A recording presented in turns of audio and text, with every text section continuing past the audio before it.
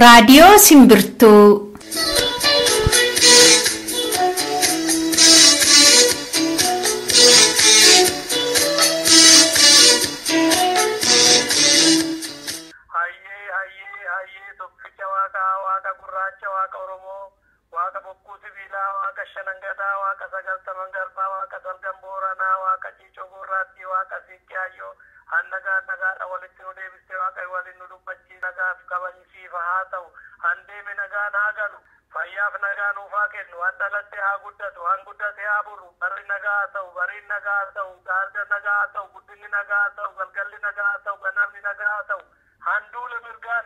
Sekoondiin ida'amtee daqiiqaan immoo sa'aatii dhumee sa'aatiin guyyaa dhumee guyyaan torbee taanaan torbee keenya eegne qophii simbirtuu waliin dhiyaannee jirra. Akkam jirtu dhaggeeffattoota keenya, kun qophii simbirtuuti. Qophii simbirtuu har'aa akkuma yennaa kaanii oduudhaan tokko jennee eegalla. Itti aanee kutaa lamaan qoonnee qophii imalaa isin dhageessifna. Kutaa imalaa jalqabaa keessatti gaaffiif deebi'ee Itoophiyaa kan imbaasii isaa biyya Sweeden magaalaa Stockholm jiru keessatti kan diploomata ta'anii jiran Botarrafaa Burqaa waliin haala yeroo irratti gaaffiif deebii kan eegalle kutaa lammaffaa isa xumuraa isin dhageessifna. Isatti aanee immoo kora walakkaa waggaa waldaan qorannoo Oromoo OSA'n barana Awurooppaa biyya Jarmanii magaalaa Muunik irratti kan inni godhate irratti keessummaa kabajaa ta'anii haasaa akka taasisan Dr. Gammacuu Magarsaati. Kan isaan haasaa taasisan hanga tokko har'aa isin dhageessifna jechuudha. Kanaaf hanga xumuraatti nu waliin turaa jecha amma gara oduutti dabarra.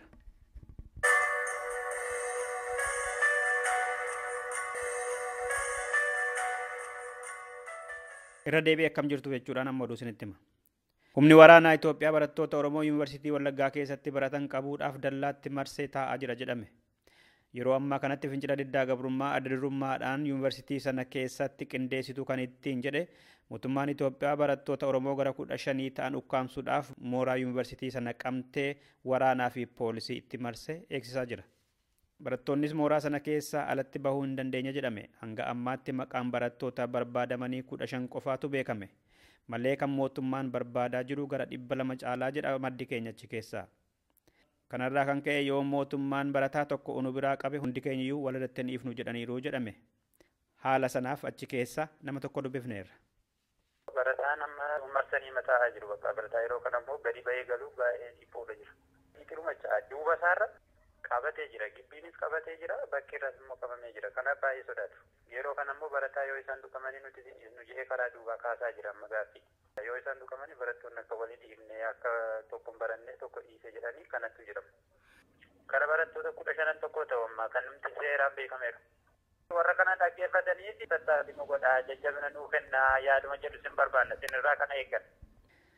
Wallagga aanaalee adda addaa keessatti mootummaan Itoophiyaa namoota qawwee itti kennee ture irraa fuudhaa jira jedhame.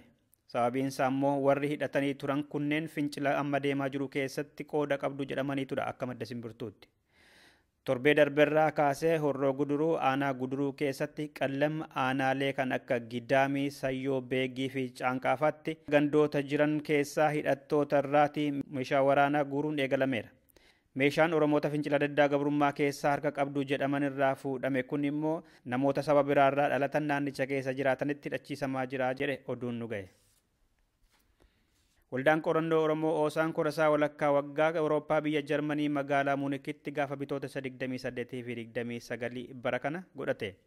Waldaan qorannoo Oromoo seenaa aadaa fi duudhaa Oromoo kan sirnoota Habashaa dhufaa darbaatiin dhokfame qoratee ifa baasuu keessatti gahee guddaa taphateera jedhani pirezidantiin waldichaa kan gadaa kana obbo Jawaar Mohaammed wayita sirna sana banan. Waggoota 28 dabra kana keessatti hayyoonni Oromoodhaa qabsoo gama beekumsa maddisiisuu dhugaa Oromoo awwaalame baasuu fi kijiba alagaadhaa fi warra Abisiiniyaa deemaniin lafa buusuu irratti waa hedduudha hojjetaa turan.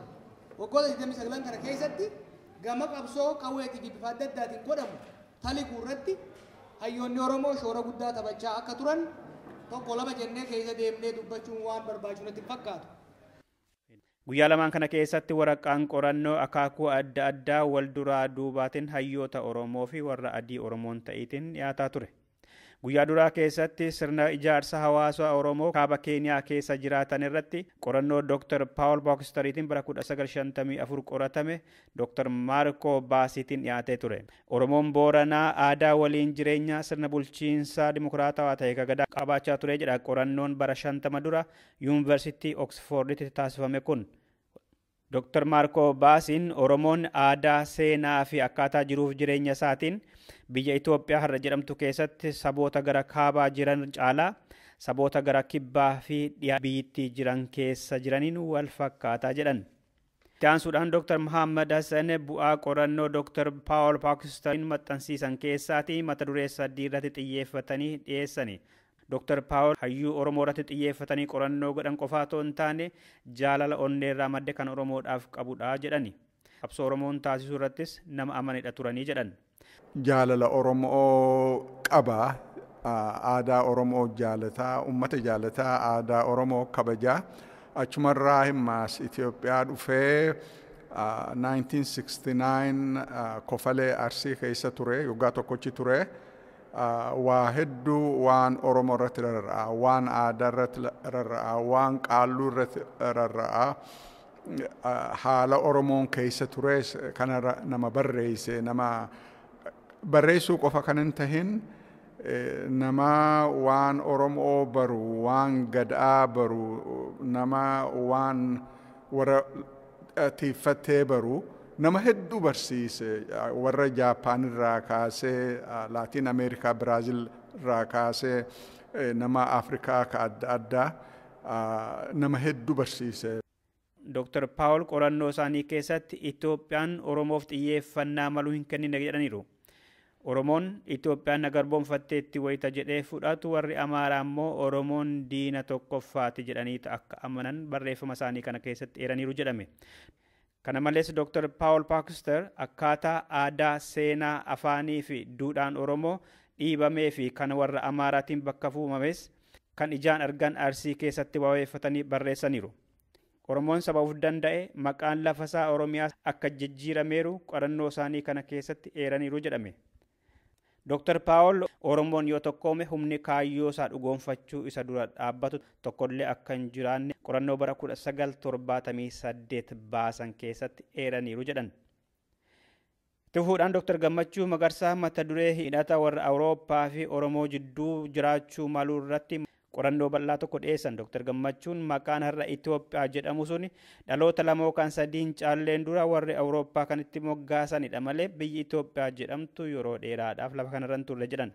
Har'as Oromoo caalaa warra Awurooppaatu akka Itoophiyaatti dhiyaatantu mul'ataa jira jedhan. Oromoon Itoophiyaa akka hin taanee fi Oromiyaanis akka gabroomtee jirtu kan eeran Dr. Gammachuu Magarsaa. Oromoon biyya mataasaa qabaachaa akka ture, Oromoonni dhiyaa Oromiyaa mootummoota gamtoomanitti akka beekaman xalayaatiin gaafachuun isaanii ragaa guddaadha jedhan. Kanaafis jedhan Dr. Gammachuun gaaffiin Oromoon har'as Itoophiyaa irratti qabu gaaffii koloniiti jedhan. Mirga kana immoo mootummaan Itoophiyaa dhaga'uu hin feene jedhan. Itti fufanis Oromiyaan yeroo ammaa kana misoomaan jirtu jedhan. Wanni jedhaa jirru akka nuyi waan keenya of taanee jiraachuu hin dandeenye kan nu godhaa jiru. Amaaras ta'e, Tigirees ta'e, amma namni baay'een kanarra Tigiree wayyaa, kanarra Amaara wayyaa namaan jedhu olii gadi hin wayyu. Tokkoon isaanii iyyuu hin barbaannu. Of nu wayyaa jedhaa jirra. Gaaffiin Oromoo deebii yoo dhabe gaanfa Afrikaatti nagaa waaraa fi misooma kan jedhamu yoomiyyuu dhufuu hin danda'u jedhan. Inumaayyuu giddu gala jeequmsaa ta'uu akka dandeessullee tuqani. Rakkoo Oromoof deebii kennuu mannaa warri dhiyaa gurra isaanii junuunfatanii jiru kan jedhan Dr. Gammachuu Magarsaa faallaa isaatiin mootummoota Habashaaf deeggarsa kennaa yoo nagahanii jedhan. Oromoo fi Oromiyaanis kan caban deeggarsa meeshaa fi kan waraanaa warri Awurooppaa Habashootaaf kennanii akka ta'e ibsaniiru. Marii guyyaa lamaffaa irrattis mata dureen siyaasa, aadaa, amantaa fi mirga namoomaa irratti xiyyeeffate hedduun dhiyaataniiru. Dhumarrattis Sudaan kibbaa miseensa mana murtii akka addunyaa ta'uun nun feesisuu jette. Ministiriin haqaa biyyattii Paawuliinoo Waanawiilaa kibxata darbee sabaa himaaleetti yeroo dubbatan akka jedhanitti biyyi isaanii yakka qorachuu fi seeraan ilaaluudhaaf gahoomina qabdi jedhan. manni marii mirga dhala namaa kan mootummoota gamtoomanii Sudaan kibbaa miseensa akka taatu Jenevaatti dhiyeenya gaafatee ture. Sababiinsaas lola mormitoota wajjin godhame keessatti yakki raawwatamuunsaa hin oolle jedhameetu. Dhaggeeffattoota keenya oduu ammaaf qabnu kanumadha. Sirba kanaan gara qophii jalqabaatti dabarra.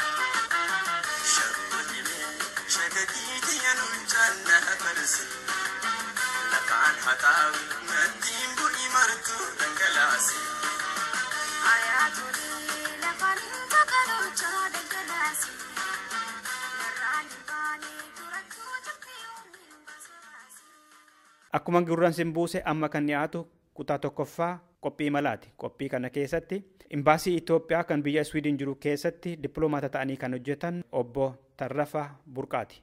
Haala yeroo irratti gaaffiif deebii kan taasifne kutaa lammaffaa fi isa xumuraatu dhiyaata. Maarree nu waliin tura. Obbo Tarrafaa Burqaa Oromoodha. Oromoo bakka buutanii imbaasii Itoophiyaa kan Stookholm jiru keessa hojjettu. Waa'ee pilaanii haaraa magaalaa Finfinnee fi godina addaa Oromiyaaf bahee ilaalchisee irratti yaada isin qabdan jira? Yaadni an qabu pilaanii misoomaa ta'uu ni beeka. Kanaaf uummata Oromoo ni fayyada malee miidhuu yaada jedhu qaba. Finfinneen lafa amma jirturraa gara magaalota kabiraa 15 kan ofitti dabalatu Oromoo buqqisu aadaa Oromoo kan balleessu afaan Oromoo kana cuucu Finfinneen kanaan durayyuu Oromoof faayidaa hin kennine warri jedhan morman jiru. Kanaaf pilaaniin amma deemu kun homaa isa amma jedhame kana miidhaan irraan ga'u jettu.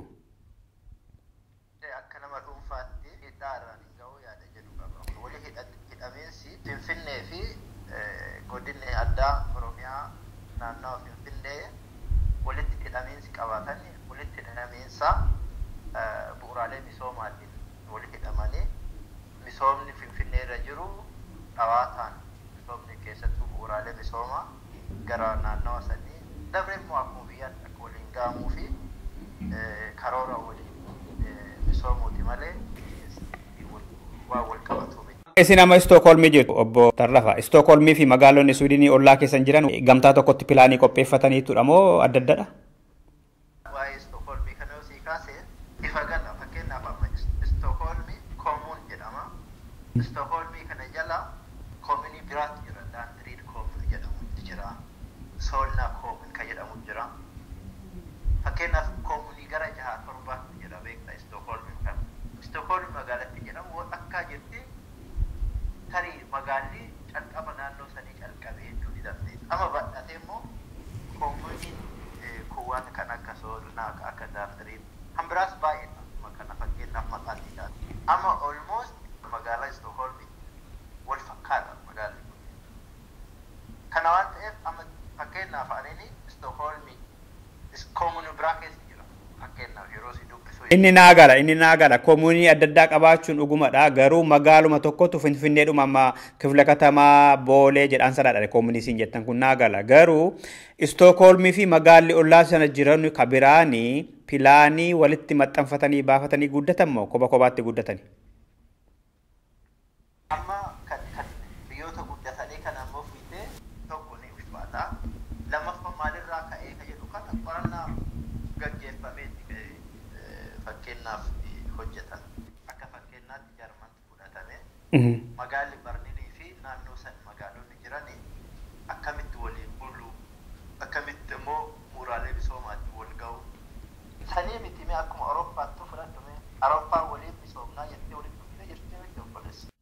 Inni kabiraadha. Awurooppaanii gamtaa uummatan malee biyyoonni eenyummaa isaanii gatanii itti galee tokko illee hin jiru. Awurooppaan maabara uummatanii waldaadha. Waldaa sana keessa biyyoonni hundinuu afaan mataa isaanii, aadaa mataa isaanii, safuu mataa isaanii, daangaa mataa isaanii, waraana ittisaa mataa isaanii qabataniitudha kan isaan walitti dhufan. Kanaaf isa sana faana walitti hin fakkaatu. Finfinneen aadaa Oromummaa tokko illee hin qabu. Afaan Oromoo achi keessatti hin dubbatamu. Aadaan Oromoo achi keessatti mul'ataa hin jiru. Oromoonni naannoo sana jiran achi buutamaa deemaa jiru. Aadaa fi bakki duudhaa fi bakki seenaa isaanii irraa dhiibamaa jira. Kanaaf Barliiniin fakkeenyan ta'u Oromiyaadhaaf warri jedhantu jiru. Maaliif Barliiniin lafichis laf Jarmanootaati. Afaan Jarmanootaa afaanuma tokko, aadaan isaaniis aaduma tokko, saboota adda addaa miti. Ka Oromiyaa fi Finfinnee garuu adda. Finfinneen akkuma seenaatti san ijaarame seenaa addaa qaba. Finfinneen har'as afaan Oromootti dubbatamaa jiru, aadaa Oromoo keessatti calaqqisaa jiru. Inumaayyuu hoggaanni bal'ataa deemu daran aadaa Oromoo afaan Oromoo liqimsaa bakka duudhaa Oromoo balleessaa, bakka seenaa Oromoo balleessaa, Oromoota lafarraa buqqisaa, namni du'aa deemaa waan jedhaniif. Kanaaf fakkeenya hin ta'u Barliiniin warri jedhantu jiru waan ta'eef. Kophaadhumatti guddachuun danda'amu Aqaaqiin, Duukam, Moojoon, Laga Xaafoon, Sabbataan, Alamganaan, Burraayyuun kophuma isaa maaf guddachuu hin dandeenye. Oromiyaatu guddachuu hin dandeessu moo dhaabbata dimokiraasummaa Oromootu guddisuu hin dandeessu moo maaliif Finfinneetti maxxa'uu barbaachisaa? Finfinnee maxxaansaayyuu dantaa Oromiyaaf kenna jedhamee otoo jiru arganne Oromiyaan dantaa isaarraa Finfinneerraa kan heerarra jiru warri isiniin jedhu waan jiruufidha. Amma laalaa dheeraa wajjin turre gabaabumatti waa'ee maaster pilaanii kanarratti walitti hidhamiinsa bu'uuraalee misoomaati. Faayidaan misoomaa inni Oromiyaafis qabu Finfinneefis qabu akka karooraatti gaariidha. Karoorri kun immoo uummata bira ga'ee uummanni irra mari'ate akka ati amma yaada kaaftu kana miti muuxannoon fudhatamee sirrii miti. Kanaafuu hin deemsisuu jedhee uummanni illee irratti mari'anne beekte. Kana ka mari'achuu dhiisuun immoo rakkoodha ka. Mari'achuu dhiisuun rakkoodha warri isiniin jedhan jiru. Duran barattoon mariisisiin murteen itti kenname asii gadi warri jedhan jiru. Abbaa isa haayyee dhiyeenya abbaa isa haayyee yoo dhaggeeffatanii jiraattan hawaasaatti maal jedhee bulchiinsa godina addaa Oromiyaa kan naannoo Finfinnee jiru warri morman jiru jaalatanis jibbanis dhimmi kaartaa sanaa hojiirra oolaa warri morman yoo jiraatan immoo likki gabaaluu yiffatsamaa jedhe Amaarinyaatiin. Kun hojiirra oola jechuudha. Ammalal fakkeenyaa fi wanti keessaa hambifte jira. Hizbuu kawasanee waan jedhu kanallee hin jenne hizbuu wasaneen erga Finfinnee yuunivarsiitiitti gaafatamee booda. Hizbuu wasaneen hawaasa irra hin jiru. Obbo Abbaa Tsahaayyees yoo ta'an nama tokko. Kanaaf yaada isaanii waltajjii adda addaa irratti himaniirani. Ansanii miti. Kanaaf yaada nama tokko akkuma yaada nama tokkootti fudhachuun gaarii yaada jedhu qaba. Kanarraa kaafe kaayoon isaa bu'aa maal qaba uummata Oromootiif kan jedhu bu'aa qabaa yaada jedhu sii kenne. Komeen qabdan yaada abbaa isaa sirriidhuma jechuu keessanii. Ani yaada isaanii irratti yaada hin qabu waan calqaba yaada isaaniitii miti jedhee fudhadha. Yoo yaada isaas ta'ee jedhimmoo yaada nama tokkooti kun. Yaada akka mootummaatti fudhannee akka alatti odeeffamu kana waan guddaa goonee asiif achi buufnee baafnu miti. Isaan gorsaa muummicha ministeeraa fi hoogganoota TPLF keessaati maaliif biyya isaantu bulchaa jira waan ta'eef warri jedhan jiru. Akkasis ta'ee garuu nama kaannis yaada mataa isaa qabaachuu danda'a. Oppiidiyoon amma akka walii galaatti maalirra ga'eera waa'ee magaalaa Finfinnee fi naannoo sanaaf kaartaa ba'e hojiirra oolchuu irratti. Waa'ee oppiidiyoo amma gaafa waltajjii biraatti hin Ayyee tole. Filannootti deemamaa jira. Itti baay'insi filannoo kanaa maal ta'a laata obbo Tarrafa Oromiyaa keessatti? Itti baay'insa jechuun maal bu'aa isaatii? Garam ta'a mormitoonni yookaan dhaabbanni dimokiraasummaa uummata Oromoo Oromiyaa keessatti akkam ta'a jettanii yaaddu? Akkuma bara darbee 98 qabxii akkasumas haqaa fi bilisummaadhaan filannoo godhamamoo godhamuu yaada maal qabdu asirratti? Filannoon kun haqa qabeessa dimokiraataa bilisa ta'ee akka raawwatamu gama hundaanuu mootummaanis boordiin filannoo biyyoolessaas carraaqqii guddaa godhaa jiranii hanga ammaa wanti jiru baay'ee gaariidha. Akka nama tokkootti kun immoo haga dhumaatti itti fufaa.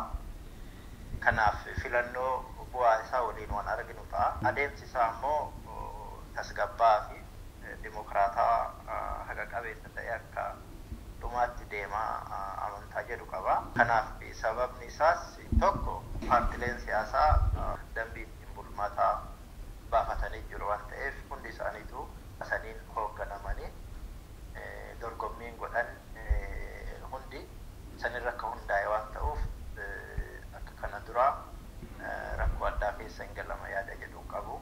Lammaffaa immoo hawaasni keenyas yeroo gara yerootti filannoota dabran irraa muuxannoo gaarii argataa jira waan ta'eef miira keessa osoo hin galin paartii sirriitti nu hoogganee jijjiirama amma jiru kana itti fufsiisaa jedhu addaan salphaatti baafata waan ta'eef wanti hunduu seeraan akka ta'us uummanni yeroo gara yerootti amanaa dhufeera waan ta'eef kanaan tufuufamaa amantaa jedhu qaba. Kanaaf filannoolee haaluma gaariin keessa darbine. Mormitoonni amma hidhaaf ajjechaa deeggaraa isaanii fi miseensa isaanii irraa nurra gaa jira jedhanii dubbatu amma keessattuu gara dhiyaa Oromiyaa kanatti gara kibba dhiyaattis gara bahaattis jiddu galeessa kanattis ni mataa jiru. Akkasiin quba qabdanitti isaanirra wanti dhiibbaan godhamaa jira moo jiru laata? Asirratti narraa gaafii deebii eeguu waan qabdu natti fakkaatu. Biyya alaa jirtu tole. Filannoo kanaa wal qabsiisee dhaabbanni dimokiraasummaa uummata Oromoo muummicha ministeeraa argata jedhamee eegama laata obbo Tarrafa? Waa'ee dhaadhiyoo adda gaafii tokko miseensa dhaadhiyoo ta'uu kiyyas dura addaan baafachuu qabda na fakkaata tokko. Lammaffaa ani koree dhaadhiyoo keessatti hin jiru. Akka Oromootti feetu otoo ta'e miseensa dhaabaa hin ta'ina. Akka Oromootti ammoo yaada maal qabda waan jedhu akka paartii siyaasaa tokko kennuu danda'a. Filannoo ji'a dhufuu godhamuun booda Oromoon muummicha ministeeraa akka ta'u fedhii qabdu akka dhuunfaatti. Maal jechuudha kun gaafii qaba? Ni qabdu jechuudha. Yuunivarsiitiilee Oromiyaa adda addaa keessattuu immoo yuunivarsiitii Wallaggaa Jimmaatti aanota Oromiyaa gara jiddu galaa kana keessatti fincila diddaa gabrummaa qeerroo bilisummaa Oromootiin gaggeeffamaa jira jedhamee toggaa bal'inaan dubbatamu dhaga'ama. Nama hidhuufaatu Oromoo tokkoffaa Dawoo magaalaa Buusaa keessatti kibba dhiyaa Shawaa karaa Walisoo irra jechuudha. Gogaa mataasaa rifeensarraa haada poolisii bulchiinsi aanaa jedhama. Waa'ee kanaa maal jettu waa'ee ijoolleen hiriira ba'aa jirtuu fi Oromoo hidhamaa jiru kana irratti obbo Tarrafa? Ani odeeffannoo kanaan qabu. Dhumarratti yoo ergaa qabaattan yookaan jettanoo jiraata? Ergaan an qabu tokko Oromoon biyya keessa jiraatu guddaa bal'aa. Innis yaada qaba. Yaada inni qabus haa dhageeffannu. Namoota muraasa waan adda addaatiin carraa ergaa siyaasaa fedhii ofiitiif jecha alatti tamsaasan qofa osoo hin taane qabatamaan Oromiyaa dhaqnee misooma jirus akka silaa alatti miidiyaan tokko odeessutti rakkoonis yoo jiraate ilaallee waa hunda addaan baafannee qooda kenna ammoo uummata Oromoo san sadarkaa amma ga'eerraa sadarkaa fooyyee qabutti ceesisuuf nu hundi qooda qabna. Biyya alaa warri jirus carraan dhabnee mootummaan galaatii gama hundaanuu isinis deeggarsa godhaa jedhaa jira waan ta'eef feestivaala kanarratti hirmaannee misoomaan bultii isaa irraa ka'ee jijjiirama jirus hanqina jirus ilaallee hanqina jiru irratti ammoo kana jennee mootummaa naannoo wajjin mari'annee hanqina san eeguu keessatti nullee gahee qabna jennee amannee gahee keenya san gama hundaanuu bahuu fi torbee feestivaala diyaasporaa Oromoo kanarratti akka hundi Oromoon hirmaatan yaamicha godhuu barbaada. Obbo Tarrafaa Burqaa dippiloomaata Itoophiyaa kan Istookholmii yeroo keessa fudhatanii haala yeroo irratti bal'aa wanta gaafiif deebii raadiyoo Simbirtuu waliin gootaniif guddaa galatoomaa fayyaa ta'aa ulfaadhaa.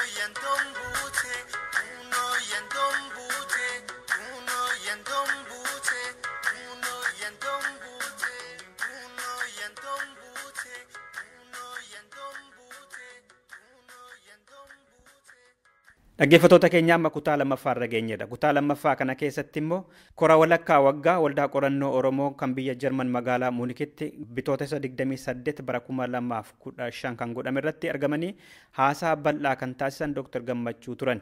Dr. Gammachuun mata duree Awurooppaa fi Oromoo jidduu hidhata jiraachuu malu kan jedhu irratti ture. Qorannoon kun kan haasaa godhame afaan Ingiliffaadha. Jalqaba kan isin dhageessifnu kan isaan cuunfanii kan afaan Oromootiin dubbatantu dura dhiyaata nu waliin tura.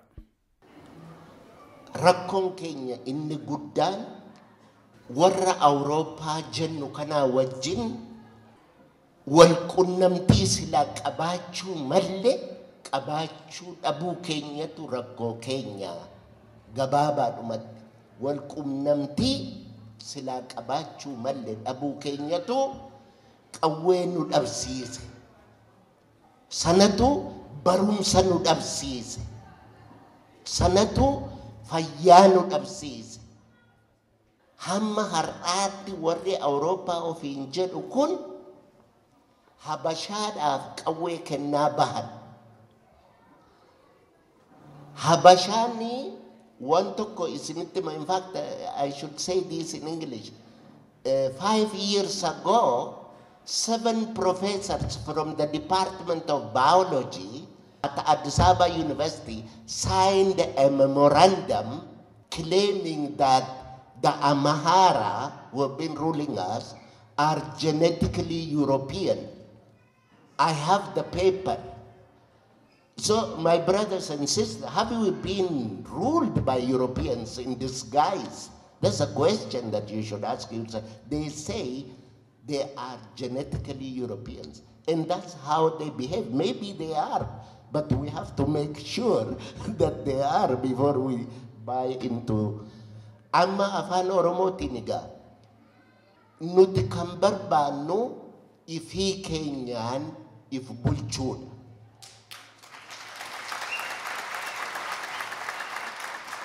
Waraqata kana yoon waraqata kana as kaa'e akka namni fuudhee habashaan fuudhee naa kennu hin barbaadu.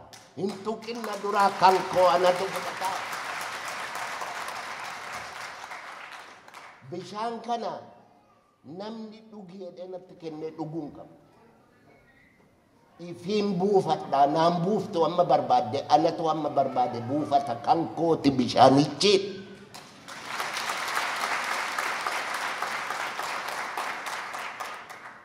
Wanni jedhaa jirru akka nuyi waan keenya of taanee jiraachuu hin dandeenye kan nu godhaa jiru.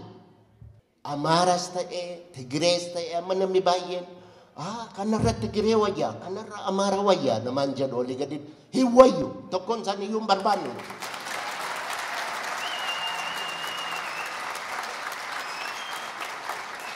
Nuyi of nu wayyaa jedhaa jirra. Kana warra Awurooppaa kanatti nuu hima Oromoon of nu wayya jedhaa jira.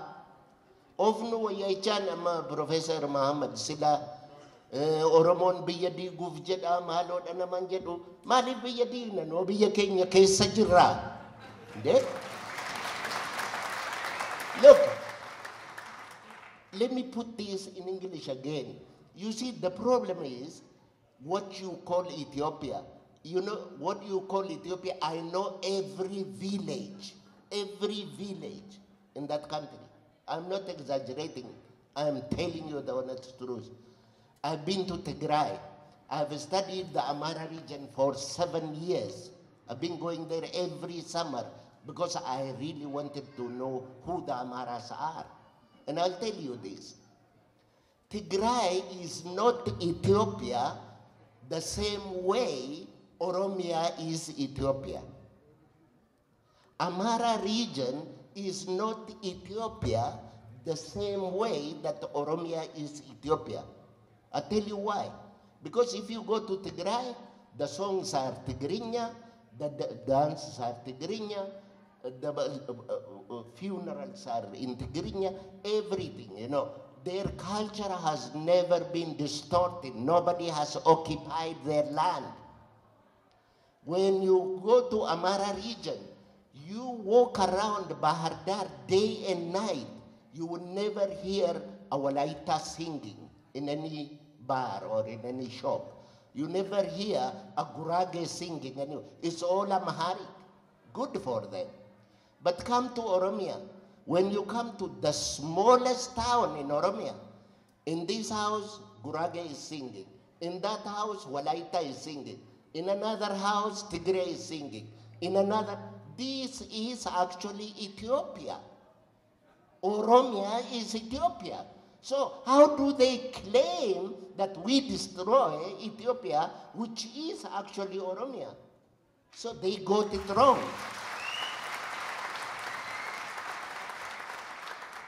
Look, if these people really want, if anybody, you know, in America or in the West, there are countries where you are allowed to buy a gun to defend yourself.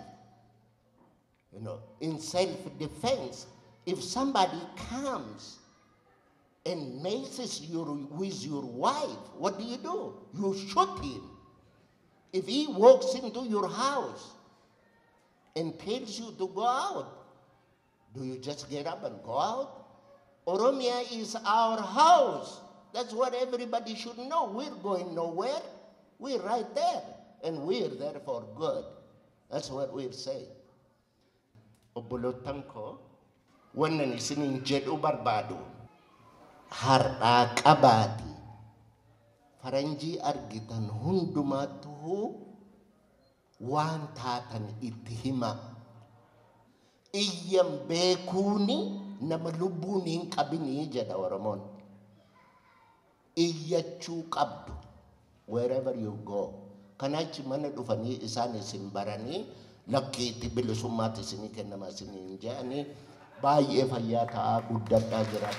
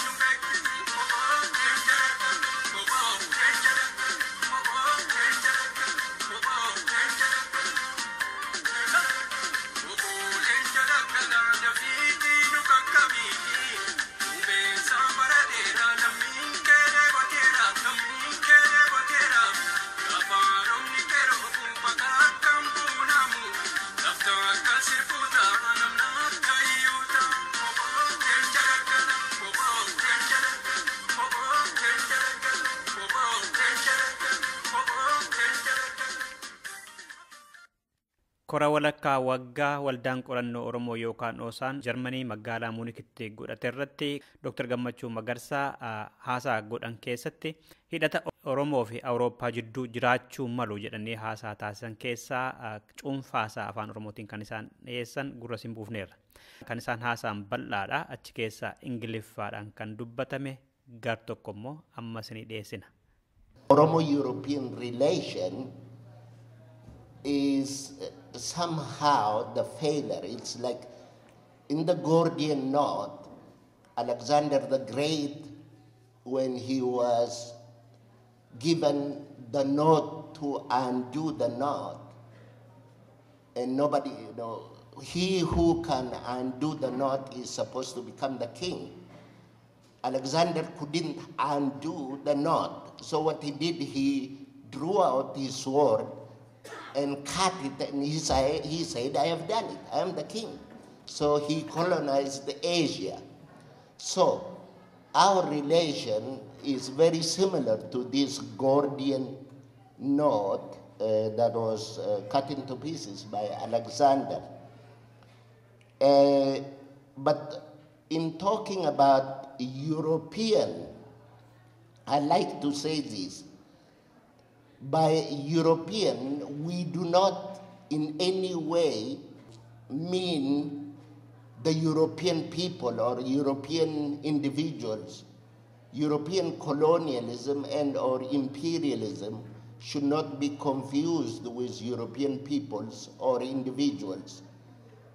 But by European, I include Americans and Canadians, because Americans and Canadians are European transplants. So when we talk in terms of European-Oromo relation, we are basically talking about the West. And we are talking about the Western system that has come to dominate the world, the Western culture that has come to dominate the world for the last 400 years. In the second part, I want to talk about Oromia today. What is it that is happening in Oromia today as the result of the last 400 years of Oromo-European relation through the Abyssinians? Because our relation to Europeans have been indirect. We always go through the Abyssinians, or the people who have today become Ethiopians. In this Ethiopia, the second-class citizens, In fact, third class, if you have fourth class, Oromos don't have a place in that place. And that's what I want to show you by making some analysis of the present situation. So, colonialism has a definition, and the definition is simple. Once somebody comes and occupies your physical space, is the physical space of the Oromos occupied? The answer is a big yes. Number two, the occupier goes to cultivate the native mind. Have we been forcefully baptized? The answer is a big yes. And the third one is, did they write our history and misrepresent us? Absolutely. They wrote everything to misrepresent us. Therefore, these three triple projects together is what constitutes the colonizing structure. And it has all happened. From today on, we don't want to argue whether we are colonized or not, because we are. We don't argue. This is not Oromia, as we know it today, came under Euro-Abyssinian colonial domination during the last quarter of the 19th century. From that time until the present, all parts of Oromia remain under colonial rule, and the Oromos exercise power only in accordance with the dictates of the colonizers' law, culture, political tradition, and economic demands. This process of colonization sets in motion the economic and political orientation which explains why Oromia is what it is today, a cauldron of nationalism that has already reached the boiling point. I believe Abyssinians could not have done all this by themselves had it not been for European technical and material support. Under colonial rule, Oromia has been transformed, but the Oromo people have played very little part in shaping their own future. Economic structure and political institutions favorable to the colonizing powers and to Europe were imposed on the millions of the dominated silent Oromo masses. Economic and human exploitation proceeded unchecked, and socially, the Oromo people found themselves uprooted and placed outside their age-old values, beliefs, knowledge system. In short, the Oromo became a stranger to itself, ignorant of the culture which their ancestral communities had thrived on for centuries. With the passage of time, the Oromo people rediscovered themselves. They became conscious of their own history and identity, yet found themselves robbed of authority and dignity. They recognized that the fact that the colonizer could not be regarded as an honest friend while he exercised the power and violence at the expense of the Oromo masses. This realization brought about the subjective self-promotion that I now call Oromo nationalism. There is nothing shameful about being an Oromo nationalist. If you are not, what else could you be if you are not an Oromo nationalist? You should be proud that you are an Oromo nationalist, because we want to be ourselves. That's what nationalism means. Nobody is going to impose on me what I should be, because my ancestors has already imposed on me, and I'm not going to carry another load. Oromo is socially underdeveloped because there is almost no social and cultural traffic between Oromo-speaking regions. Nowadays, they tell you, we have built roads, we have done this, we have done that. No road has been built with the intention of bringing the Oromo together. I tell you this, in fact, the priority of the Oromo today is not roads, it's bridges. I know Oromos who live on both sides of the Awash River who has to walk 50 kilometers to find a bridge. We want 1,000 bridges every 5 kilometers on the Awash River. We want that bridge, 1,000 bridge on the Wabe River. We want it on Idesa. We want it on Dabus. We want it on all. That's where development begins.